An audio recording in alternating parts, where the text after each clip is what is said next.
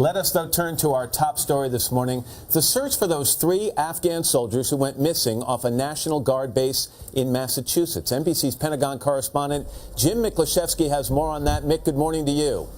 Good morning, Matt. Oddly enough, it appears that these 3 Afghan soldiers, 2 captains and a major, were on a Saturday night field trip to a shopping mall in Cape Cod when they simply disappeared. Now, the 3 soldiers were in the U.S. to take part in an annual military training exercise at the National Guard base there in Cape Cod. Now, law enforcement officials, both federal, state, and even military, have launched a massive search in an effort to find them. Now, what is still unanswered question here right now is whether this was a spur of the moment decision by these 3 soldiers to go on a sightseeing tour of America, or whether this was well planned in advance, and why, Matt? Mick, before you leave, I've heard a lot of officials saying they don't consider these 3 to be a threat to the public, and I'm curious why they're so sure about that.